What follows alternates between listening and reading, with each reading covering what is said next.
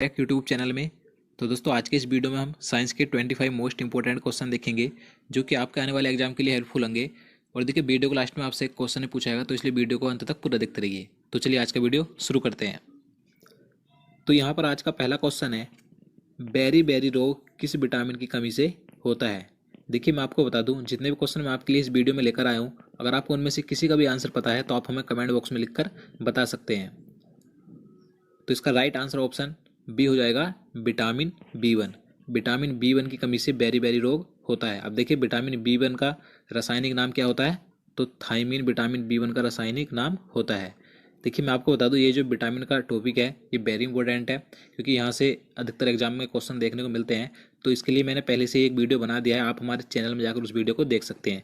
देखिए यहाँ पर अगर हम बात करें विटामिन ए की, तो विटामिन ए का रासायनिक नाम क्या होता है, रेटिनोल होता है। और विटामिन सी का रासायनिक नाम एस्कॉर्बिक एसिड होता है। और विटामिन B12 का रासायनिक नाम होता है साइनोकोबाल्मिन। तो आपको याद रखना है। चलिए अगला क्वेश्चन देखते हैं, पेप्सिन क्या होता है। तो देखिए पेप्सिन एक एंजाइम है, तो इसका आंसर ऑप्शन बी हो जाएगा, एंजाइम। देखिए यह प्रोटीन को पेप्टोन्स में परिवर्तित करता है। और देखिए ये भोजन में प्रोटीन को पचाने में हेल्प करता है, तो आपको याद रखना है। देखिए यहाँ पर मैं आपको बता दूँ, जो हार्मोन होते हैं, हार्मोन हमारे शरीर के अंगों के विकास में सहायक होते हैं। तो चलिए अगला क्वेश्चन देखते हैं, ग्लूकोज का ग्लाइकोजन में परिवर्तन यकृत में होता है, किंतु इसका संग्रह कहाँ होता है। तो देखिए जो ग्लूकोज होता है, इसका ग्लाइकोजन में परिवर्तन तो यकृत में होता है, लेकिन पूछा गया है कि इसका संग्रह यानी कि ये इकट्ठा यानी कि एकत्र कहाँ पर होता है।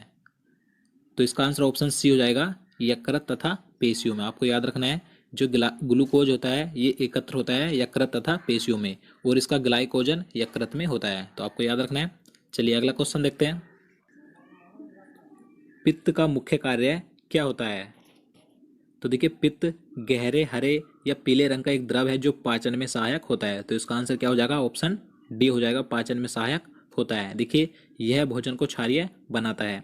और देखिए इससे संबंधित दो क्वेश्चन एग्जाम में बार बार रिपीट होते हैं, कौन कौन से, कि पित्त बनता कहाँ पर है और ये एकत्र कहाँ पर होता है। तो देखिए पित्त जो बनता है ये लीवर यानी कि यकृत में बनता है, और ये एकत्र हो जाता है यानी कि जमा हो जाता है पित्ताशय में। तो आपको ये जरूर याद रखने हैं।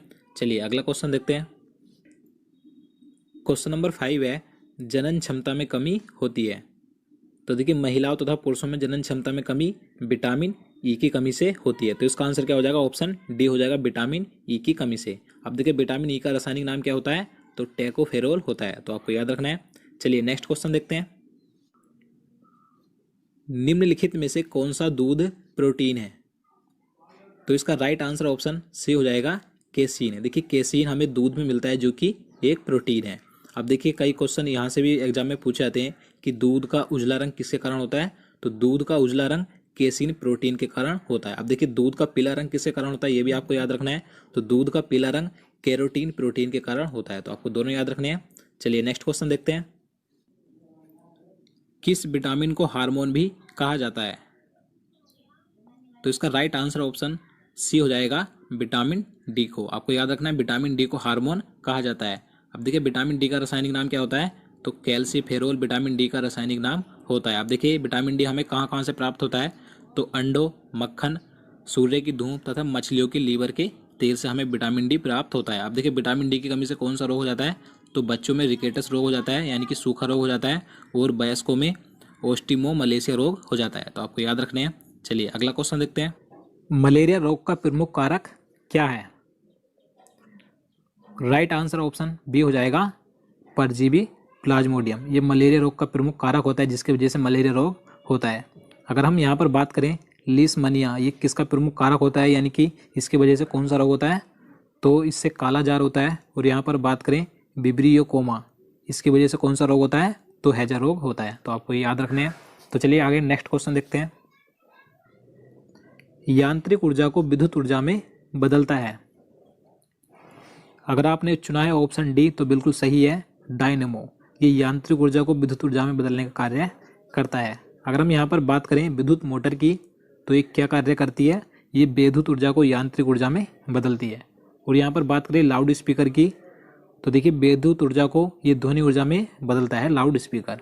और यहाँ पर बात करें माइक्रोफोन के बारे में, तो ये ध्वनि ऊर्जा को विद्युत ऊर्जा में बदलता है। तो आपको ये चारों याद रखने हैं। चलिए आगे अगला क्वेश्चन देखते हैं। क्वेश्चन नंबर 10 है, हृदय में विकार का पता लगाने के लिए किसका प्रयोग किया जाता है? राइट आंसर ऑप्शन डी हो जाएगा ECG। इसका पूरा नाम इलेक्ट्रोकार्डियोग्राफ होता है। हृदय में किसी प्रकार का विकार हो या कमी हो उसका पता लगाने के लिए ECG का प्रयोग किया जाता है। अगर हम यहाँ पर बात करें पेस मेकर की, पेस मेकर का उपयोग हृदय की गति कम हो जाने पर उसे सामान्य अवस्था में लाने के लिए किया जाता है। और यहाँ पर बात करें CT स्कैन के बारे में तो आप सभी को इसके बारे में पता ही होगा। CT स्कैन का उपयोग संपूर्ण शरीर के किसी भी भाग की विकृति का पता लगाने के लिए किया जाता है। और यहाँ पर बात करें EEG, इसका पूरा नाम इलेक्ट्रोइंसोफेलोग्राफ होता है। इसका प्रयोग मस्तिष्क संबंधी बीमारियों का पता लगाने के लिए किया जाता है। तो आपको चारों याद रखने हैं। तो चलिए आगे नेक्स्ट क्वेश्चन देखते हैं। निम्नलिखित में से किस रंग की तरंग दैर्घ्य सर्वाधिक होती है? तो सर्वाधिक तरंग दैर्घ्य लाल रंग की होती है, तो इसलिए इसका राइट आंसर ऑप्शन ए हो जाएगा लाल रंग। अगर हम बात करें सबसे कम तरंग दैर्घ्य किस रंग की होती है तो आपको याद रखना है बैंगनी रंग की तरंग दैर्घ्य सबसे कम होती है और लाल रंग की तरंग दैर्घ्य सबसे अधिक होती है। तो चलिए आगे नेक्स्ट क्वेश्चन देखते हैं। सूर्य के प्रकाश में किस रंग का प्रकीर्णन सबसे अधिक होता है? देखिए इससे पहले क्वेश्चन में हमने तरंग दैर्घ्य की बात की थी, अब इसमें बताना है कि किस रंग का प्रकीर्णन सबसे अधिक होता है, यानी कि सूर्य के प्रकाश में कौन सा रंग अधिक फैलता है।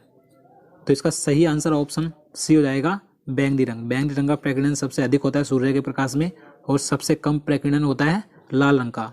देखिए तरंग दैर्घ्य का उल्टा होता है, यानी कि देखिए तरंग दैर्घ्य सबसे अधिक लाल रंग की होती है लेकिन प्रकीर्णन इसका सबसे कम होता है, और बैंगनी रंग की तरंग दैर्घ्य सबसे कम होती है लेकिन इसका प्रकीर्णन सबसे अधिक होता है। यानी कि जिस रंग के प्रकाश की तरंग दैर्घ्य सबसे कम होगी उस रंग का प्रकीर्णन सबसे अधिक होगा। तो आप इसे समझ लीजिएगा। तो चलिए नेक्स्ट क्वेश्चन देखते हैं। निम्न में से दूध में कौन सा अम्ल पाया जाता है? अगर आपने चुना है ऑप्शन ए तो बिल्कुल सही है, लैक्टिक अम्ल। ये दूध में पाया जाता है लैक्टिक अम्ल, आपको याद रखना है। और यहाँ पर बात करें टैनिक अम्ल, ये चाय में पाया जाता है। और बात करें यूरिक अम्ल की तो ये मूत्र में पाया जाता है। और यहाँ पर बात करें अमीनो अम्ल की तो ये कहाँ में पाया जाता है?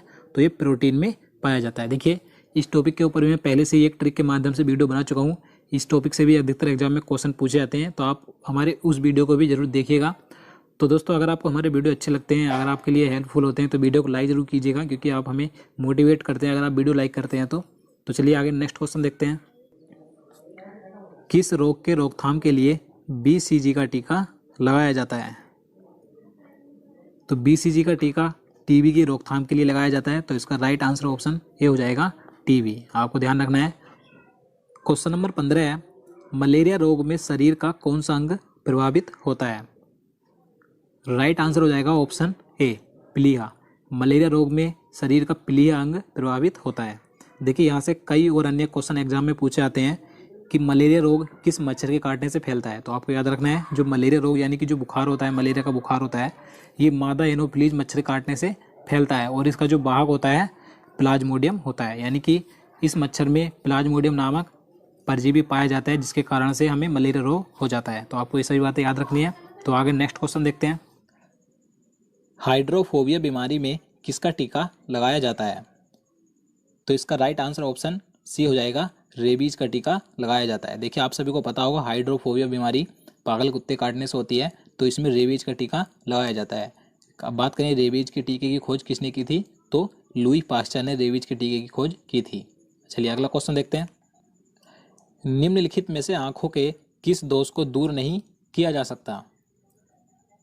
तो इसका सही आंसर ऑप्शन सी हो जाएगा वर्णांधता। देखिए ये ऐसा आंखों का दोष है जिसे कभी भी दूर नहीं किया जा सकता। देखिए इस रोग में व्यक्ति को रंगों की सही से पहचान नहीं होती है। देखिए यहाँ पर बात करें मायोपिया, कई बार पूछा जाता है कि मायोपिया को क्या कहा जाता है। देखिए जो निकट दृष्टि दोष होता है उसे ही मायोपिया बोला जाता है। देखिए मायोपिया दोष को दूर करने के लिए अवतल लेंस का प्रयोग किया जाता है। और यहाँ पर बात करें हाइपरमेट्रोपिया, तो ये किसे कहा जाता है, तो दूरदृष्टि दोष को हाइपरमेट्रोपिया कहा जाता है।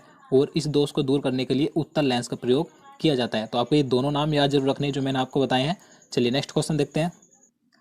मानव शरीर में किसकी अधिकता से हृदयघात यानी कि हार्ट अटैक होता है? तो देखिए मोस्ट इंपॉर्टेंट क्वेश्चन है, तो इसका राइट आंसर ऑप्शन बी हो जाएगा कोलेस्ट्रॉल। देखिए मानव के शरीर में कोलेस्ट्रॉल की अधिकता होने से कोलेस्ट्रॉल हृदय में जमा हो जाता है जिससे कि ब्लड का सर्कुलेशन रुक जाता है और ब्लड प्रेशर बढ़ जाता है। तो इसी से मानव के शरीर में हृदयाघात यानी कि हार्ट अटैक आ जाता है। तो आपको ध्यान रखना है। चलिए नेक्स्ट क्वेश्चन देखते हैं। मधुमेह रोग किसकी कमी से होता है? तो देखिए जो मधुमेह यानी कि डायबिटीज रोग है ये किसकी कमी से होता है? तो ये होता है इंसुलिन की कमी से। तो इसका आंसर ऑप्शन बी हो जाएगा, इंसुलिन की कमी से। देखिए इंसुलिन एक हार्मोन है जो अग्नाशय में पाए जाने वाले लैंगरहैंस द्वीपिका से स्रावित होता है। और अगर हम बात करें कि इंसुलिन की खोज किसने की थी, तो ये कई बार पूछा जाता है। तो इंसुलिन की खोज फ्रेडरिक बेटिंग ने की थी। चलिए नेक्स्ट क्वेश्चन देखते हैं। क्वेश्चन नंबर 20 है, रक्त की प्रकृति कैसी होती है? तो देखिए सबसे पहले मैं आपको बता दूं, किसी भी स्रोत का पीएच वैल्यू अगर 7 से ज़्यादा होती है तो वो क्षारीय होता है, अगर 7 से कम होती है तो वो अम्लीय होता है। तो इसी प्रकार से रक्त का जो पीएच मान है कितना होता है? 7.4 होता है। तो इसीलिए रक्त क्षारीय होता है। तो इसका आंसर क्या हो जाएगा? ऑप्शन बी हो जाएगा, क्षारीय होता है। तो मैंने आपको बताया कि अगर 7 से पीएच वैल्यू ज़्यादा हो तो क्षारीय होता है, 7 से कम हो तो अम्लीय होता है, लेकिन अगर 7 हो तो वो उदासीन होता है। और देखिए मैं आपको बता दूं, मैंने एक काफ़ी दिनों पहले एक पीएच वैल्यू का एक वीडियो अपलोड किया था। अगर आपने वो वीडियो नहीं देखा तो आप उसे जरूर देखिएगा, क्योंकि पीएच मान से भी अधिकांश क्वेश्चन एग्जाम में देखने को मिलते हैं। चलिए नेक्स्ट क्वेश्चन देखते हैं। पाचन क्रिया में प्रोटीन निम्नलिखित में से किस पदार्थ में बदल जाती है? तो देखिए प्रोटीन का पाचन होने के बाद यानी कि जब प्रोटीन का पाचन और क्रिया होती है तो उसके बाद ये एमिनो अम्ल के रूप में बदल जाती है। तो इसका आंसर ऑप्शन सी हो जाएगा, एमिनो अम्ल में बदल जाती है। नेक्स्ट क्वेश्चन देखते हैं। वह जीव जो मृत कार्बनिक पदार्थ पर उगता है, यहाँ पर उगता है लिखने में मिस्टेक हो गई, तो उसे क्या कहा जाता है? तो उसे कहा जाता है सेप्रोफाइट। तो इसका आंसर ऑप्शन सी हो जाएगा, सेप्रोफाइट। आपको याद रखना है। अगला क्वेश्चन देखते हैं। निम्न में से कौन सा पदार्थ शरीर के प्रति और नई कोशिकाओं के निर्माण में सबसे अधिक आवश्यक है? तो इसका सही आंसर ऑप्शन डी हो जाएगा, प्रोटीन। देखिए प्रोटीन शरीर के प्रति नई कोशिकाओं के निर्माण में सबसे आवश्यक होता है। तो आपको याद रखना है। अगला क्वेश्चन देखते हैं। क्वेश्चन नंबर 24 है, स्तनधारियों का सबसे महत्वपूर्ण लक्षण क्या है? तो देखिए जो स्तनधारी होते हैं उनका सबसे महत्वपूर्ण लक्षण है 4 कोष्ठीय हृदय। तो इसका आंसर ऑप्शन बी हो जाएगा, 4 कोष्ठीय हृदय। यानी कि उनका जो हृदय होता है उनके हृदय में 4 चैम्बर यानी कि 4 कक्ष होते हैं, 4 कोष्ठीय हृदय होता है उनका, जैसे कि मनुष्य, व्हेल मछली, चमगादड़, कंगारू। तो जितने भी स्तनधारी हैं उनके 4 कोष्ठीय हृदय होते हैं। तो आपको याद रखना है। तो चलिए अब आज का क्वेश्चन देख लेते हैं, जिसका आंसर आपको कमेंट बॉक्स में जल्दी से लिखकर बताना है।